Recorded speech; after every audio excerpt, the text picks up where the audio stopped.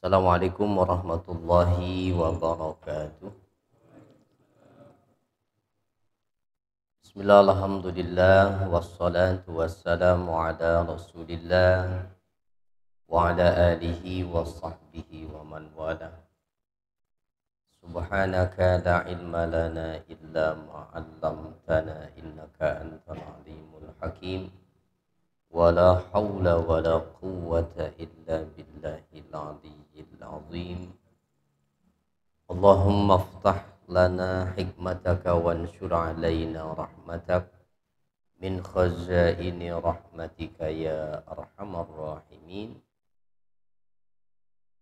Alhamdulillah, puji syukur senantiasa kita panjatkan kehadirat Allah Subhanahu wa taala. Di siang hari ini kita masih diberikan nikmat kembali, dan mari sama-sama kita awali dengan doa terlebih dahulu. Bismillahirrahmanirrahim. Radina billahi rabba wa bil islami dina wa bi muhammadin nabiyya wa rasula. Rabbana zidna ilman nafi'a warzuqna fahman wasi'a. Allahumma rzuqna fahman nabiyyin wa hifdzal mursalin wa ilhamal malaikatil muqarrabin bi rahmatika ya arhamar rahimin. Baik, kita lanjutkan kembali masih surat Al-Hijr ayat ke-12.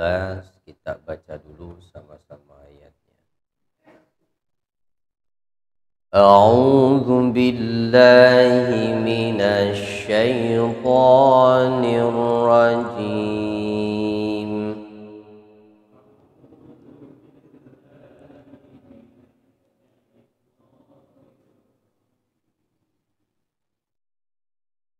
Bismillahirrahmanirrahim.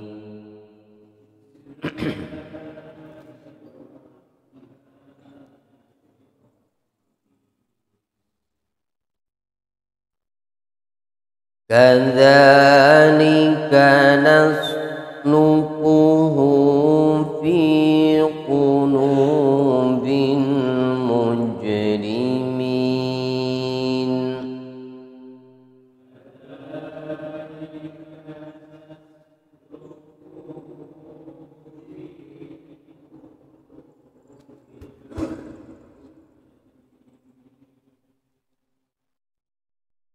La yu'minuna bihi wa qad khalat sunnatul awwalin.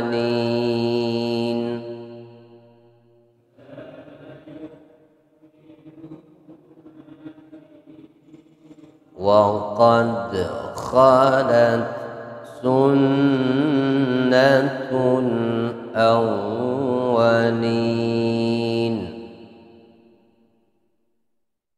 Walau fatahna alaihim baban minas samai fadhallu fihi yahrujun.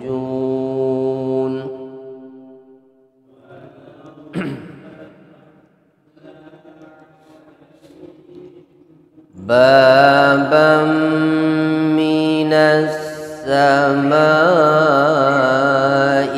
fadhallu fihi yahrujun. Laqalu innama sukkirat absaruna bal nahnu qaumun mas'urun. لقالوا إنما سكرت بل نحن مسحورون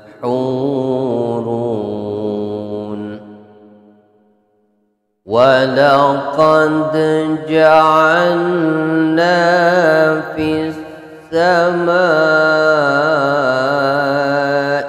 بروجا وزيناها للناظرين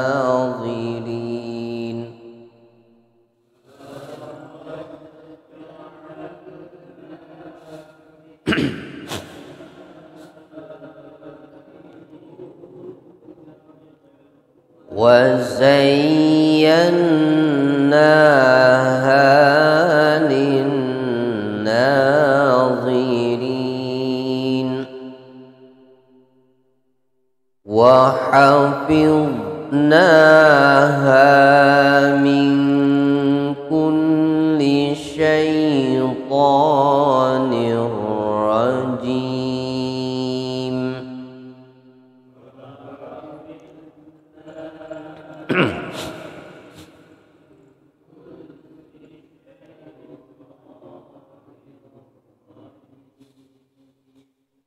إلا من استرق السمع فأتبعه شهاب مبين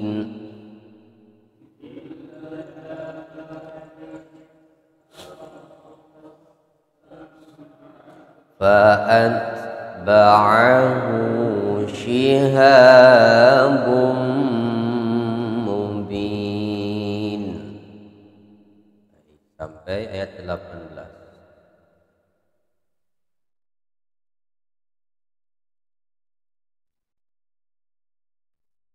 Kembali ke ayat 12. Kadzalika naslukuhu fi qulubil mujrimina. Kadzalika demikianlah naslukuhu kami memasukkannya. Kami memasukkan sikap mereka memperolok-olok dan mendustakan Rasul fi qulubil mujrimin ke dalam hati orang-orang yang selalu berdosa. Kadzalika naslukuhu fi qulubil mujrimin. Mazala siyaqu fil mukadzibina lin nabi. Ayat ini, kelompok ayat yang kita baca tadi dari ayat 12 sampai dengan ayat 18, pembicaraannya masih tentang orang-orang yang mendustakan Nabi sallallahu alaihi wasallam, al-mutalibina binuzulil malaikati, yang di ayat sebelumnya dikisahkan bahwa mereka menuntut agar diturunkan para malaikat litashhada lirrasuli binubuwwatihi hatta yu'minu biha, bahwa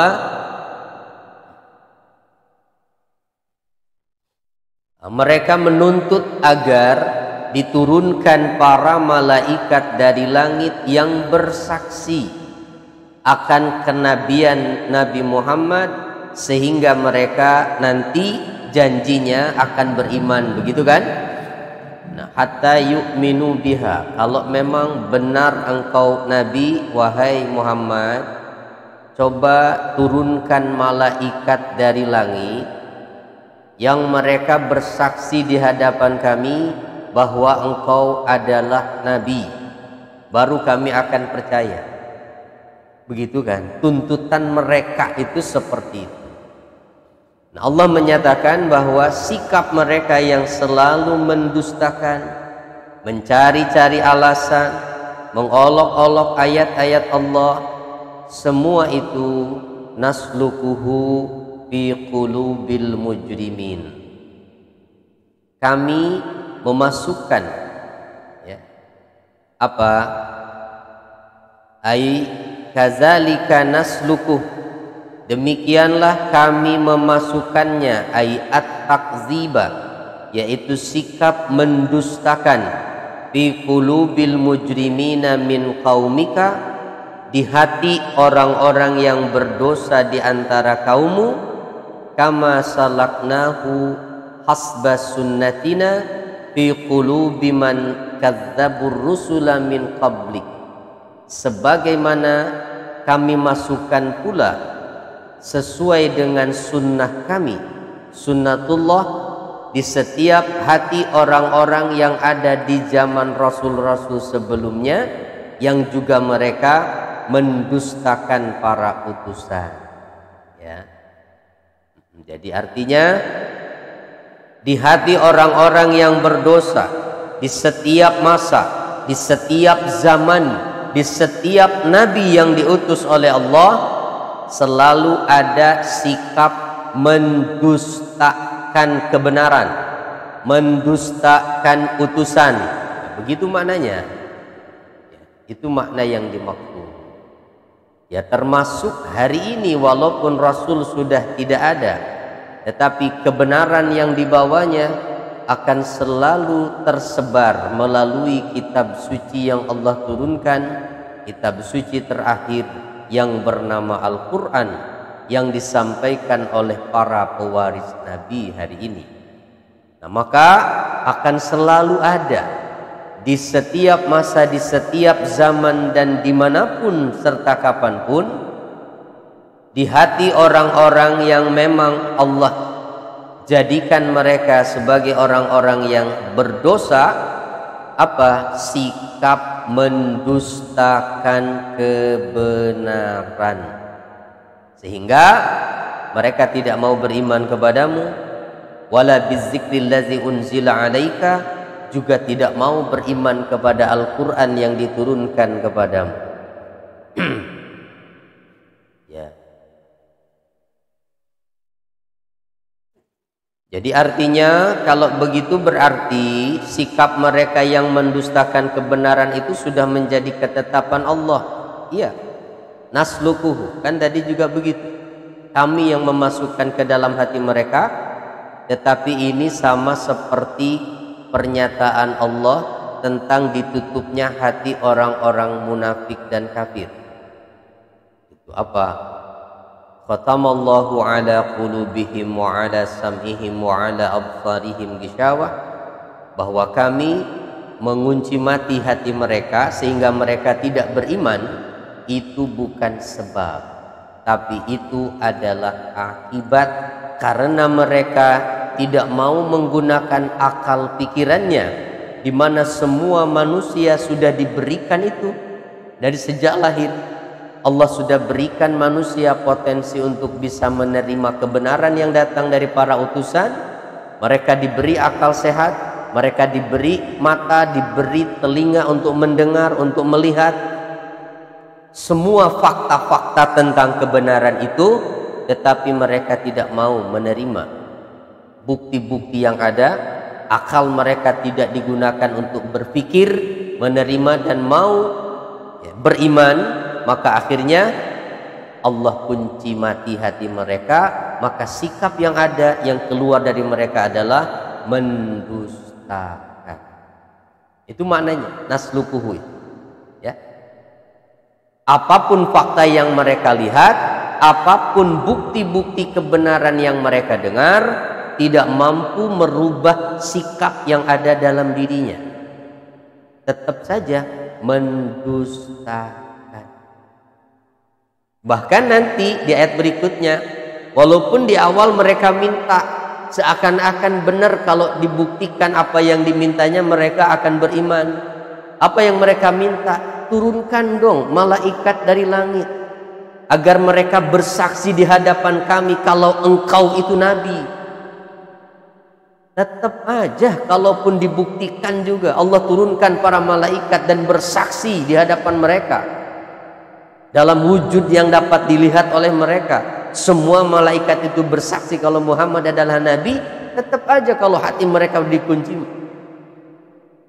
Kenapa? Karena mata mereka sudah ditutup dari kebenaran, telinga mereka sudah ditutup dari kebenaran, akal mereka tidak mau mereka gunakan. Fakta-fakta kebenaran itu tidak mau mereka terima. Nah, makanya hati-hati ya. Jangan sampai akal yang Allah berikan ini tidak kita gunakan.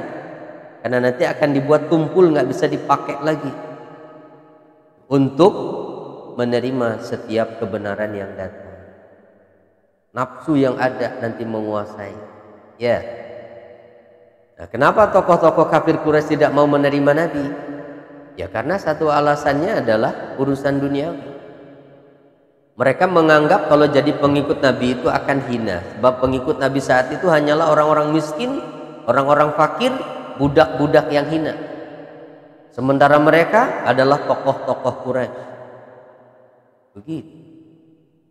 Sehingga Abu Thalib pamannya Nabi pun merasa keberatan untuk bersyahadat itu karena mengingat dirinya adalah orang yang ditokohkan. Kehormatan dirinya yang diingat.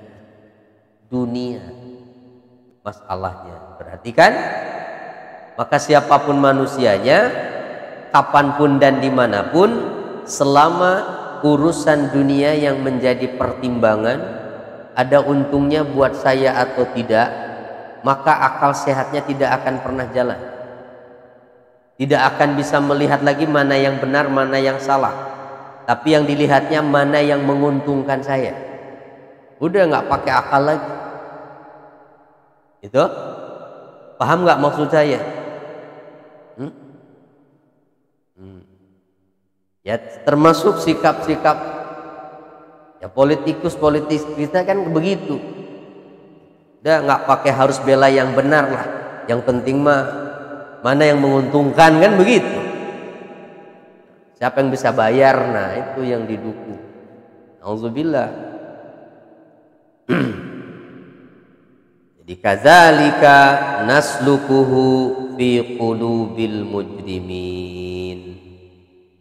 Nah, apakah ini kemudian hanya terjadi di kaumnya Nabi Muhammad saja ya, sehingga mereka karena sudah dikunci hatinya la yu'minuna bihi, mereka tidak mau beriman kepadanya, kepada Al-Quran, kepada Rasulullah Sallallahu Alaihi Wasallam. Pernyataan akhir ayat ke-13 Allah menyatakan waqad khalat sunnatul awwalina.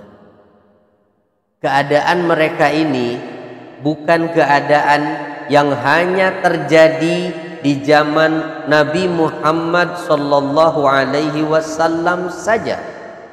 Keadaan demikian itu juga terjadi pada kaum-kaum sebelumnya yang diisyaratkan melalui firman Allah wa qad khalat sunnatul awwalina, bahwa sungguh telah berlalu sunnatullah terhadap orang-orang yang terdahulu.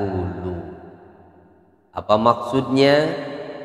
Telah tetap sunnatullah pada orang-orang terdahulu di sini. Artinya aimadat, telah berlalu sunnatul awwalin, wahia ta'zibul mukadzibina lirrusul, bahwa sunnatullah setiap nabi diutus, setiap rasul diutus, pasti ada kelompok orang yang mendustakannya, dan adalah juga kebiasaan setiap generasi rasul. Kalau kita perhatikan kisah-kisah sebelumnya, selalu yang menjadi penghalang Nabi itu adalah mereka yang dianggap sebagai tokoh di masyarakatnya, mereka yang memiliki kekayaan, mereka yang dihormati, memiliki keturunan, orang-orang terpandang. Jadi bukan orang rakyat jelata. Yang menjadi penghalang kebenaran itu adalah orang-orang yang punya uang. Inilah yang berlaku di setiap masa, di setiap tempat. Gitu. Dan sunnatullahnya apa yang mau Allah sampaikan di sini? Bahwa yang terjadi pada umat-umat terdahulu adalah ketika mereka mendustakan para utusan, al-mustahzi'ina bihim, mereka mengolok-olok para rasul, maka turun azab Allah terhadap mereka. Maka artinya sunnatullah ini juga berlaku untuk umat Nabi Muhammad, bahwa mereka la yu'minuna hatta yarawul azabal alim. Mereka tidak akan mau beriman kepadanya sampai mereka betul-betul melihat azab yang pedih yang mereka akan rasakan. Apakah itu di dunia ataupun nanti di akhirat. Kalau umat-umat terdahulu di dunia langsung Allah habiskan sampai nggak ada generasinya, hancur. Kaum Nabi Nuh hanya yang di atas kapal yang selamat. Kaum Nabi Hud, kaum Nabi Saleh hancur tak tersisa. Kaum Ad, kaum Samud itu kan tidak ada yang tersisa. Kaum Nabi Lut juga demikian. Hanya yang mengikuti Nabi Lut saja yang diselamatkan oleh Allah. Tapi umatnya Nabi Muhammad tidak ada yang dihancurkan. Penduduk Mekah itu tidak ada yang dihabisi oleh Allah Subhanahu wa ta'ala. Kalau Allah menghendaki habis, mereka nggak akan tersisa. Seperti umat-umat terdahulu. Kenapa? Karena Allah masih menyayangi umatnya Nabi Sallallahu Alaihi Wasallam, sehingga Allah menjanjikan kepada nabinya bahwa kami tidak akan mengazab mereka selama engkau Muhammad masih hidup ada di tengah-tengah mereka. Dan yang kedua, kami juga tidak akan mengazab mereka selama masih ada di antara mereka yang mau memohon ampun kepada Allah, beristighfar kepada itu. Maka jangan heran kalau orang-orang zalim, orang-orang yang menghinakan Islam terkadang tampak kok masih leluasa hidup di dunia ini. Kenapa tidak langsung diazab saja oleh Allah? Itu tadi jawabannya. Ya, kalau Allah menghendaki gampang dan mudah sekali untuk mencabut nyawa mereka. Tetapi bukan itu yang dikehendaki oleh Allah. Allah masih tetap memberi harapan. Siapa tahu mereka tobat sebelum matinya lalu beriman, bersyahadat, diampuni dosa mereka semuanya yang sebelumnya. Itu Allah itu menunjukkan kasih sayangnya kepada umat Nabi. Karena dalam catatan sejarah pun betapa banyak orang yang sepanjang hidupnya kafir, ternyata di ujung hayatnya Allah berikan hidayah, tobat, beriman, meninggal, belum sempat melakukan amal apapun. Bukan enak itu. Ya. Dosanya diampuni, dijamin surga. Luar biasa. Begitu Pak ya, makanya di surat Ibrahim kita sudah diingatkan oleh Allah di surat sebelumnya tuh, wala tahsabannallaha ghafilan amma ya'maluz zalimun. Jangan sekali-kali engkau mengira bahwa Allah itu lengah, lalai dari apa yang dilakukan oleh orang-orang zalim. Ketika kamu lihat orang-orang zalim kok leluasa, bahkan mereka berkuasa seenaknya memperlakukan umat Islam karena mereka lemah. Bukan Allah tidak tahu, bukan Allah tidak akan menghukum mereka. Ada waktunya. Kalaupun tidak di dunia, yang pasti di akhirat mereka akan merasakan itu. Kenapa? Karena sunnatullah di sejarah yang lalu demikian adanya. Tidak ada satupun kaum yang mendustakan Rasul dan kebenaran yang dibawanya kecuali mereka dihancurkan oleh Allah. Ya, tidak ada. Ya, tinggal tunggu waktunya saja. Kalaupun tidak di dunia, di akhirat itu udah pasti.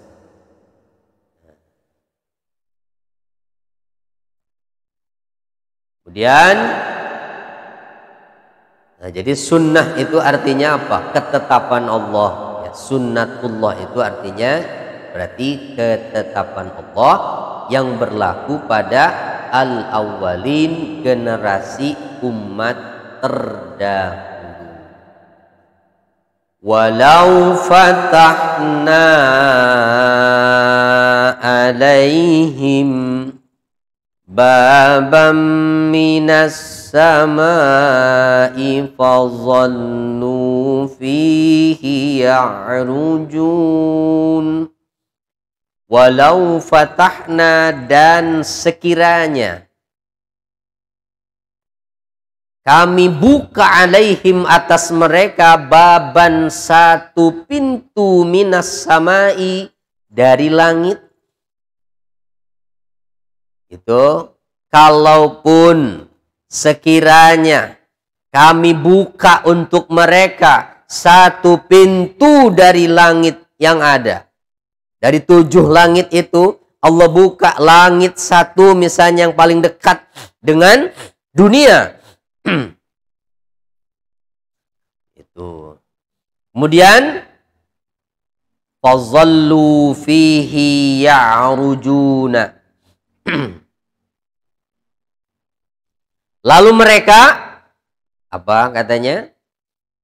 Lalu mereka bisa naik ke atas langit itu, bahkan bukan cuma malaikat yang turun, tapi mereka yang bisa naik ke langit itu. Apakah yang dimaksud para malaikat atau yang dimaksud adalah orang-orang yang mendustakan itu? Sehingga bukan lagi 1-2 malaikat kalau mereka bisa naik ke langit mah, tapi ribuan atau bahkan jutaan malaikat akan bisa mereka lihat di langit itu. Yang mereka adalah makhluk Allah juga, untuk bersaksi di hadapan mereka akan kebenaran utusan Allah itu. Ya, kalaupun seperti itu yang Allah wujudkan kepada mereka, apa yang akan terjadi? Laqalu innama sukirat absaruna bal nahnu qaumun mashurun. Pasti mereka akan berkata, innama sukirat absaruna, sesungguhnya pandangan kamilah yang dikaburkan, kata mereka. Ya, begitu katanya. Bal nahnu qaumum mashurun, bahkan kami adalah kaum yang terkena sihir. Ya Allah. Ya. Begitu mau mereka mengatakannya. Gak bakalan terus jadi beriman. Jangankan malaikat yang turun, kalaupun pintu langit dibuka oleh Allah, mereka bisa naik ke atas langit itu nggak akan beriman. Malah yang ada, mereka akan katakan, waduh, pandangan mata kami dikaburkan nih. Jadi melihat sesuatu yang tidak biasa dilihat begitu, kita telah disihir ini, terkena sihir ini.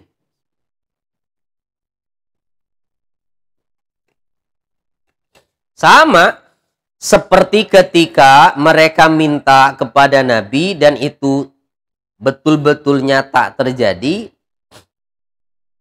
Mereka minta di satu malam ketika bulan tampak terang, ya, purnama, mereka minta agar Nabi membelah bulan itu menjadi 2. Ya. Jadi itu sudah dinyatakan kebenarannya di Al-Quran, kan surat Al-Qamar itu. iqtarabatis sa'atu wansyaqqal qamar. Sungguh telah dekat kejadian kiamat itu dan bulan sudah terbelah. Yaitu di zaman Nabi. Ketika mereka minta, maka Nabi berdoa dan Allah tunjukkan kepada mereka bulan terbelah menjadi dua. Itu bahkan pernah saya sampaikan juga di manuskrip kerajaan India. Ya, para peneliti menemukan sebuah manuskrip di sebuah kerajaan peninggalan di India.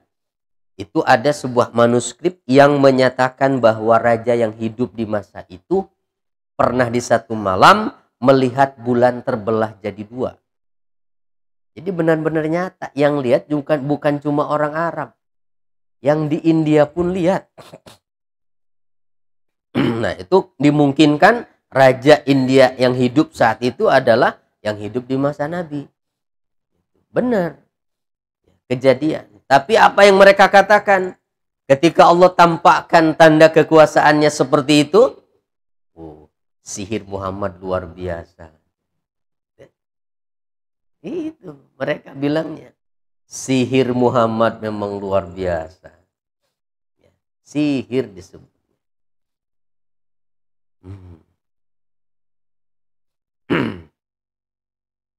Jadi bal nahnu qaumun mashurun. Jadi innama sukkirat absaruna itu bahwa pandangan mata kita telah dikaburkan, itu maknanya ai muni'at minan nazaril haqiqi falam naral malaikata walam naras samaa. Bahwa pandangan mata kita telah dikaburkan dari melihat yang sebenarnya. Itu sehingga kita tidak melihat malaikat dan juga tidak bisa melihat langit. Ya, ini mas sihir ini mah. Ya. Ini bukan hakiki, ini bukan malaikat, ini bukan langit. Itu kata mereka. Kalaupun seandainya diwujudkan seperti itu. Nah, kemudian di ayat berikutnya Allah mengajak bukan hanya orang Makkah saja, tetapi mengajak semua manusia untuk melihat sebuah fakta tentang tanda-tanda kebesaran Allah yang bisa dilihat dengan mata telanjang. Itu bahwa Allah itu ada, bahwa Allah yang menjadikan semua yang mereka lihat itu bukan yang lain. Apa ayatnya? Lanjut, ayatnya apa? Walaqad ja'alna fis samai buruja.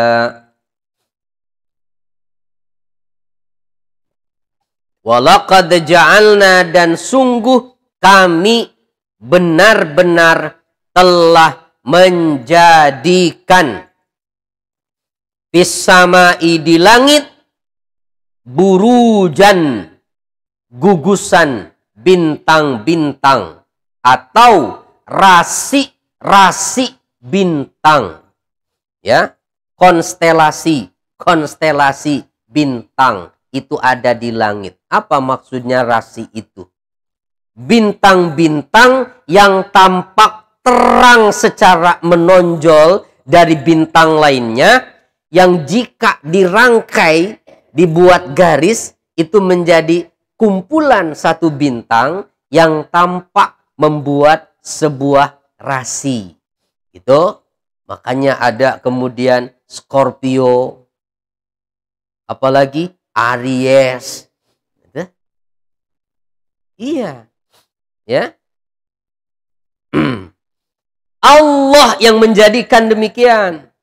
Rasi bintang itu. Wa zayyannaha lin-nazirin. Dan kami yang menjadikan tampak indah bintang-bintang itu bagi orang-orang yang memandang langit sana. Ya.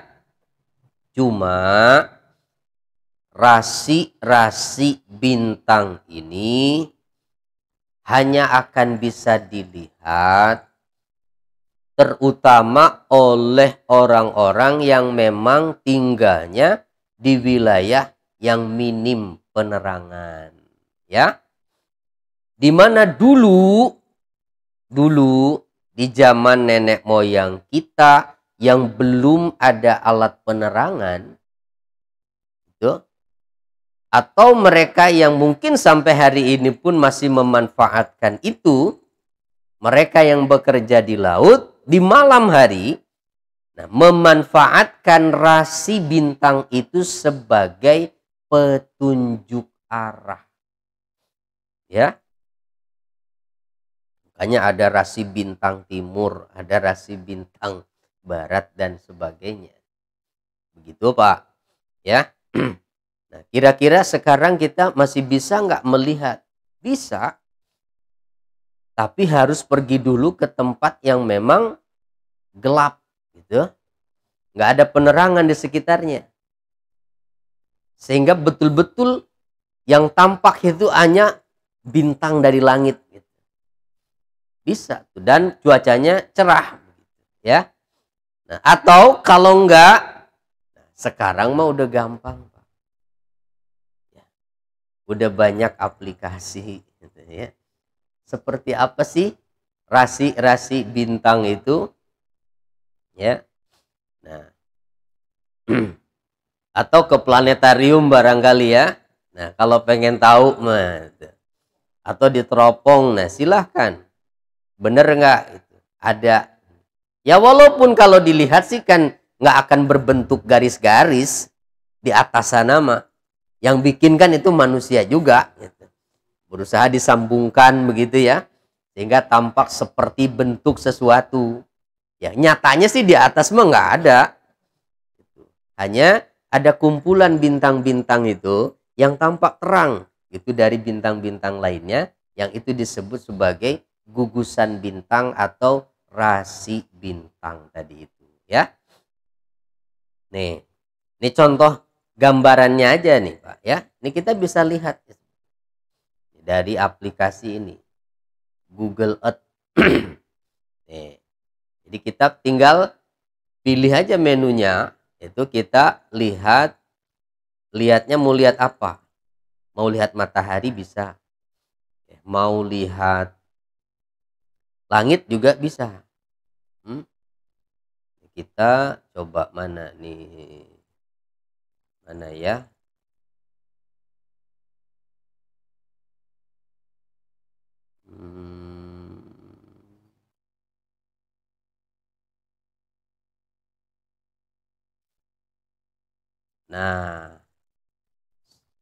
Nah. Tuh. Aquarius ada muncul tuh kan. Kelihatan nggak?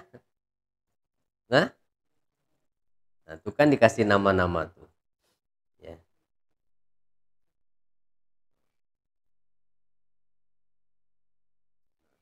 Nah, kan ada tampak kelihatan tuh. Jadi bintang-bintangnya yang tampak terang gitu. Di langit itu.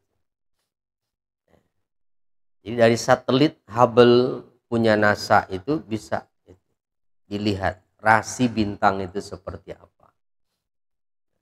Kalau yang terkenal itu ada 12. Ya. Nah, itu suka dijadikan sebagai jadi untuk ramalan itu ya, zodiak itu. Nah, padahal ternyata banyak juga yang lainnya itu. Rasi-rasi bintang. Nah, itu Pak, ya. Jadi Al-Qur'an itu bicara 14 abad yang lalu. Nah, ternyata apa yang bisa dibuktikan oleh manusia tentang apa yang disampaikan Al-Qur'an itu baru bisa terlihat hari ini.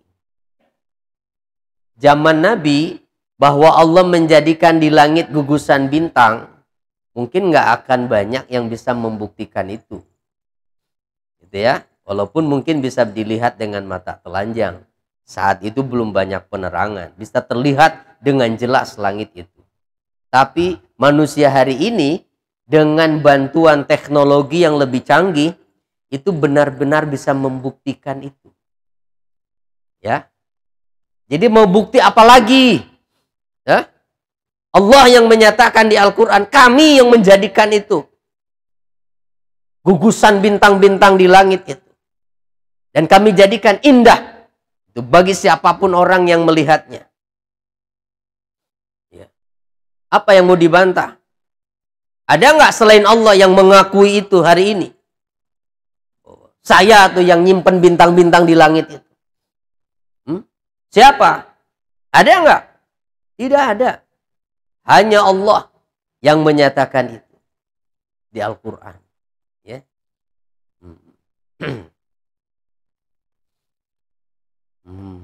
Nah, itu buruj itu, ya. Jadi buruj itu adalah gugusan bintang atau rasi bintang. Kawakib wahiyya manazilun lisyamsi wal qamar, yaitu tempat orbitnya matahari dan bulan kalau dalam tafsir Aisar katanya, ya. Yang kemudian manusia bisa mengetahui perhitungan tahun juga bulan karena sebab peredaran matahari dan bulan itu. Wa zayyanaha lin-nazirin. Nah, kalau dalam tafsir Al-Baghawi, nah itu dijelaskan bahwa yang dimaksud itu buruzan itu adalah mana? Nah ini ya, burujan itu adalah di sini al-manazil allati tanziluha syamsu wal qamar wal kawakib as-sayyarah, yaitu tempat-tempat terbit atau tempat-tempat orbitnya benda-benda langit, yaitu matahari, bulan, bintang-bintang yang terus bergerak. Itu ada 12. Ada Hamal, Aries, Taur, Taurus, ya, Zauza, Saraton, Asad, Sumbulah, Mizan, Akrab, Qaus, Jadyu, Dalwu, Hud. Nah, itu kalau diterjemahkan mah ya yang kita ketahui sebagai zodiak itu, gitu. Ya. Ada apa? Saya nggak hafal itu sih. Gemini, Cancer itu ya. Nah, itu. Ya itu.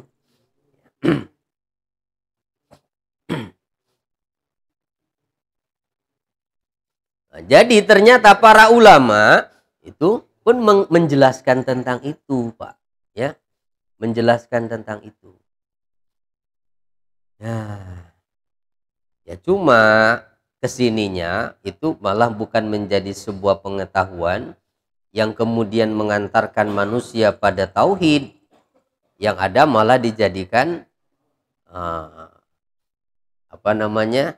astrologi, ya, astrologi itu, ramalan-ramalan bintang, dan itu sangat ngetren itu kan. Zaman dulu belum banyak televisi kan, di radio itu tiap hari lamaran bintang. Yang lahir hari ini bintangnya ini, ramalannya seperti apa? Waduh. Nah, padahal tujuan utamanya rasi bintang itu dulu itu sebagai petunjuk arah, ya. Itu adalah tanda kekuasaan Allah. Nah, buat kita yang melihat itu adalah satu fakta kebenaran bahwa tidak ada yang menciptakan semua itu kecuali hanya Allah. Dan itu menuntut bahwa berarti tidak ada yang berhak untuk disembah kecuali Allah. Udah.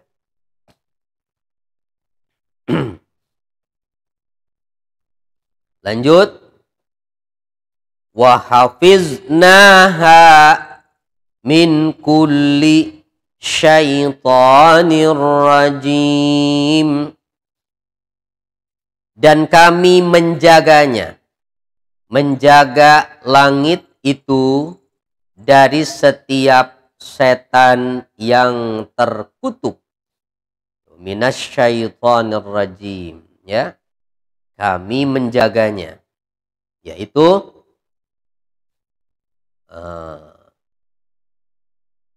hafiznaha. Kalau dalam tafsir Aisarnya dulu kita lihat, hafiznaha itu maknanya adalah kami menjaga langit-langit dunia itu dari setiap setan yang terkutuk, katanya. Illa manis tarakas sam'a, kecuali setan yang bisa mencuri berita yang dapat didengar dari malaikat. Fa'atba'ahu shihabum mubin, maka dia dikejar oleh bintang-bintang berapi yang terang. Ini seperti yang sudah kita temukan keterangannya di surah Al-Muluk. Itu walaqad zayyana sama'ad dunya bimasabiha wa ja'alnaha rujuman lisyayatin. Kami jadikan bintang itu sebagai alat pelempar bagi setan yang berusaha menembus langit, berusaha mencuri dengar pembicaraan malaikat di langit tentang apa yang akan terjadi di bumi. Nah, Ibnu Abbas mengatakan, kanatis syayatinu la yahjubuna anis samawati wa kanu yadkhulunaha. Dulu, kata Ibnu Abbas, setan-setan, khususnya setan bangsa jin, ya. Nah, setan-setan dari bangsa jin itu la yahjubuna anis samawat. Mereka itu tidaklah terhijab dari langit. Wa kanu yadkhulunaha. Mereka bisa menembusnya. Wa ya'tuna bi akhbariha. Dan mereka ketika turun dari langit, mereka bisa membawa kabar berita yang mereka dengar dari langit, yang mereka dengar dari para malaikat. Fayulquna 'alal kahanah, lalu berita ini mereka bawa, mereka sampaikan kepada dukun-dukun peramal. Itu, Pak. Ya, jadi kerjasama sama dukun jin. Ya, kolaborasi. Falamma wulida Isa alaihissalam, maka ketika Nabi Isa alaihissalam dilahirkan, muni'u min salasi samawat. Nah, ketika Nabi Isa dilahirkan, mereka setan yang dari bangsa jin ini dihalang oleh Allah dari 3 langit. Masih bisa nembus 4. Sebelum Nabi Isa lahir, bisa tembus sampai 7 lapis. Nabi Isa lahir, mereka dihalang oleh Allah dari 3 langit. Masih bisa nembus 4. Falamma wulida Muhammadun sallallahu alaihi wasallam, muni'u minas samawat ajma'.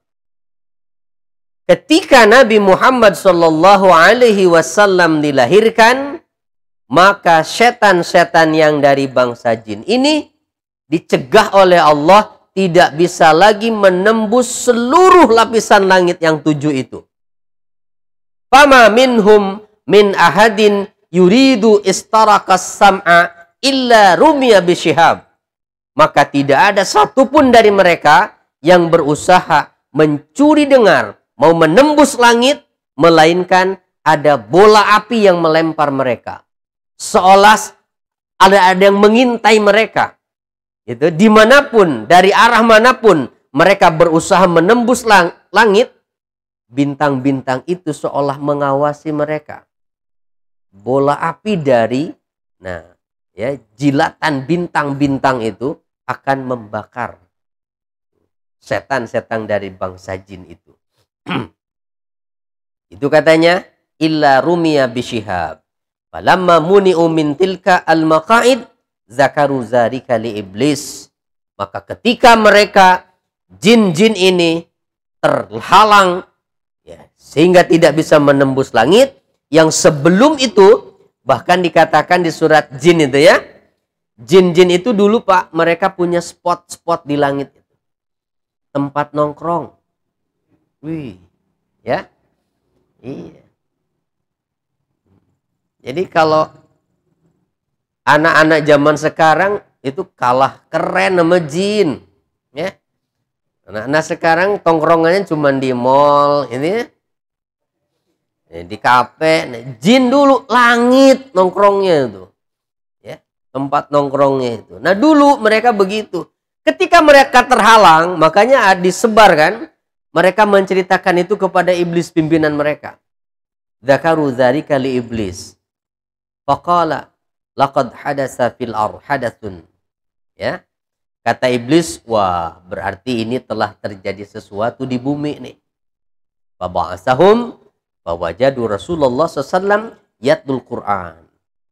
Maka iblis kemudian menyebar pasukan jin ini ke seluruh penjuru bumi. Coba kalian periksa apa yang terjadi di bumi ini.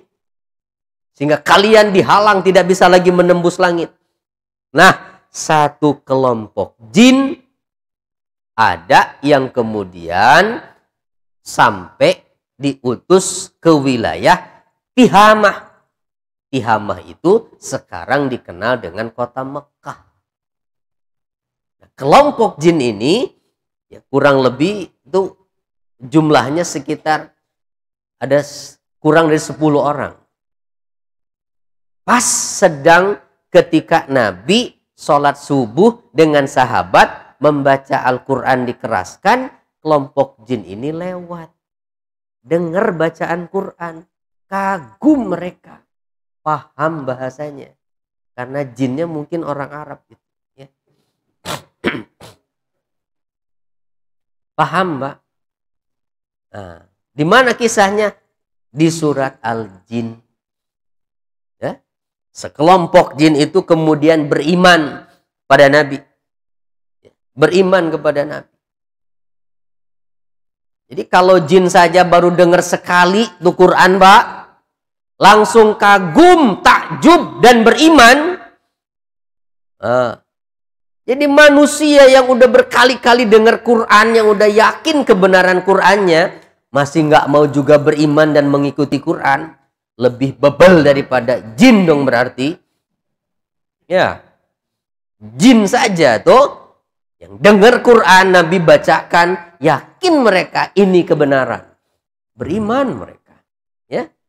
Manusia udah berkali-kali Quran dibacakan, nggak mau terima juga. Nanti kita lihat di surat Al-Jin ya. Oh masih jauh ya. Itu juznya juz 29 ya.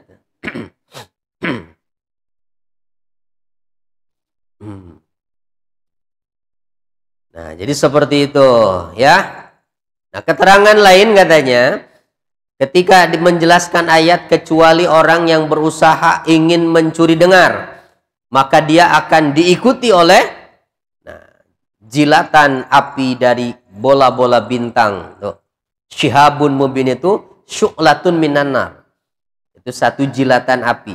Nah ini katanya adalah annasyayatina yarkabu ba'duhum ba'da ilas sama'id dunya wa yastarikuna sam'a minal malaikah. Setan itu satu sama lain berusaha saling bantu, itu saling tumpuk menumpuk Pak, berusaha pengen naik ke langit, ingin mendengar apa perkataan malaikat di langit.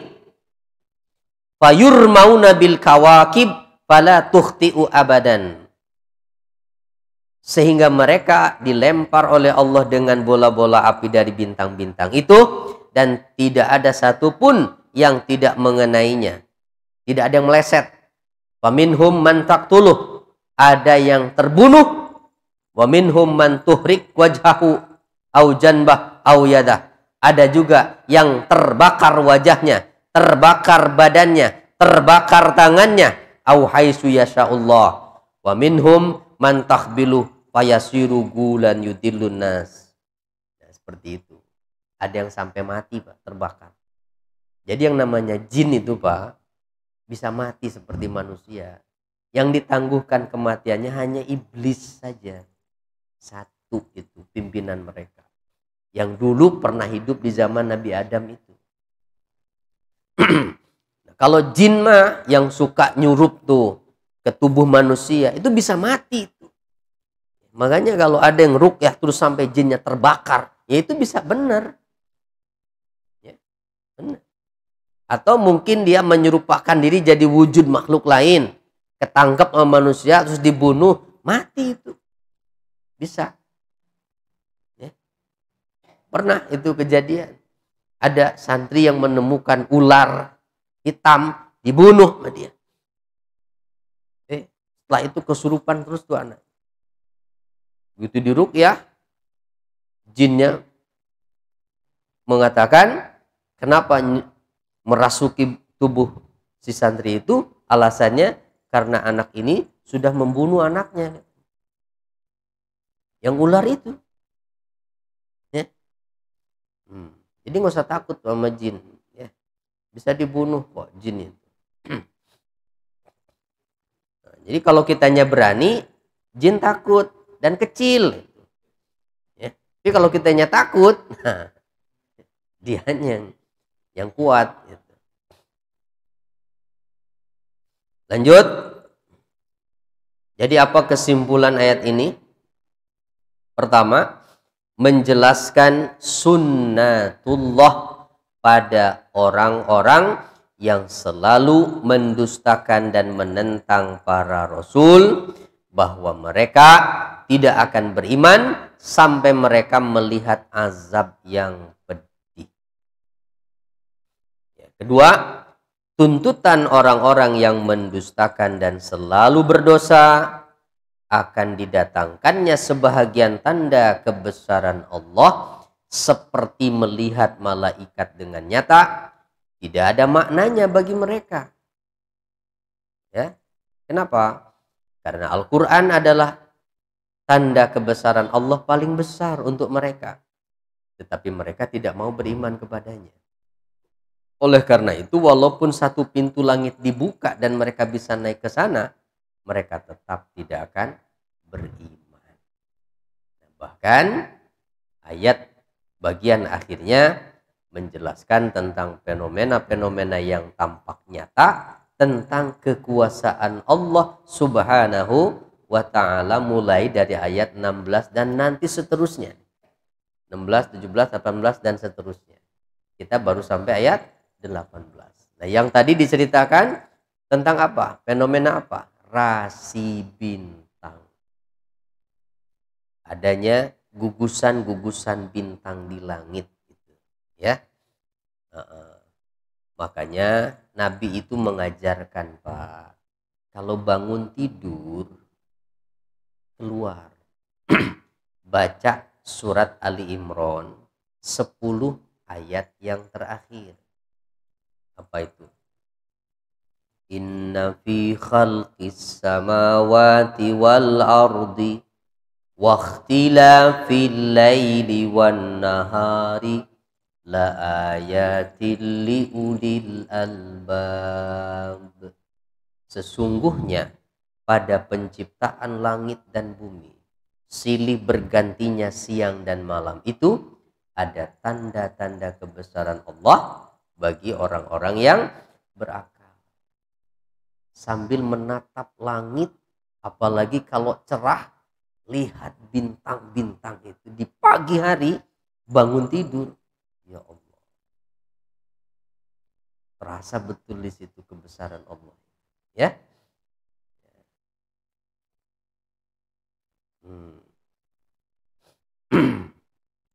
Kita buru-buru bangun ya, tarik lagi selimutnya, bangun jam 3 apalagi kalau hujan,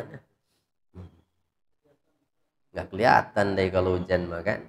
Nah, kalau pas cerah itu coba manfaatkan. Nanti Ramadan ya, Ramadan kan sekalian mau ngejar Lailatul Qadar. Nah, coba deh sesekali lihat itu, langit itu.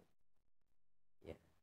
Insya Allah, karena tafakur itu akan semakin menguatkan keimanan kita.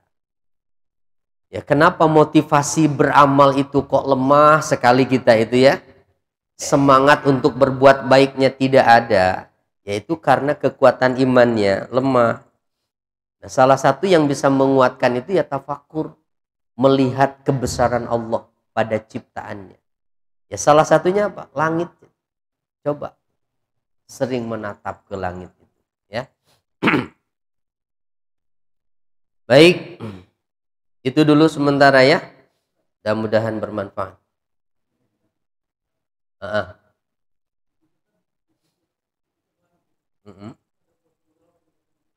Iya.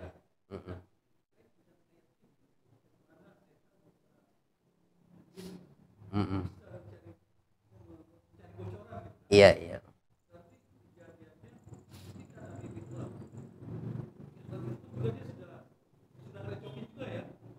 Mereka sudah terhalang.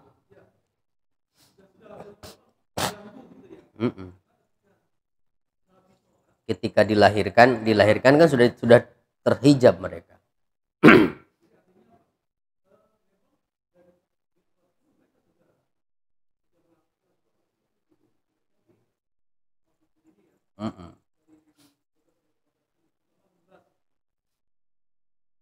Iya, betul. Jadi kalau peristiwa Isra dan Mi'raj, apa yang Nabi lihat secara kasat mata ya tentunya pasti benda-benda langit, karena Nabi dibawa ke atas sana kan. Tapi di luar itu, nah ada tamsil-tamsil yang disaksikan Nabi saat Mi'raj. Ya kan? Ada lihat satu kaum yang disediakan ada makanan segar dan makanan busuk, tapi mereka lebih milih makanan busuk dan macam-macam dah. Ya. Tapi secara lahirnya Nabi itu dibawa keluar dari bumi gitu. Yuk Muhammad. Sebab Nabi sedang down itu Pak. Pamannya meninggal, istrinya meninggal. Nggak ada lagi yang bisa mendukungnya dalam berdakwah itu. Hampir frustasi, mau kemana lagi saya? Ke Taif malah dilempari batu sampai berdarah-darah. Maka supaya Nabi kuat lagi mentalnya, Allah ajak Nabi jalan-jalan. Yuk Muhammad, kalau kamu belum yakin dengan kekuatan Allah gitu, lihat nih kebesaran Allah itu. Lihat langit. Tuh, kira-kira begitu. Makanya ketika Nabi turun kembali, mental Nabi semakin kuat menghadapi orang-orang kafir. Gitu. Ya hikmahnya itu. Isra dan Mi'raj. Baik, kita tutup dulu. Subhanakallahumma wa bihamdika asyhadu an la ilaha illa anta astaghfiruka wa atubu ilaik. Terima kasih, mohon maaf bila ada hal yang kurang berkenan. Assalamualaikum warahmatullahi wabarakatuh.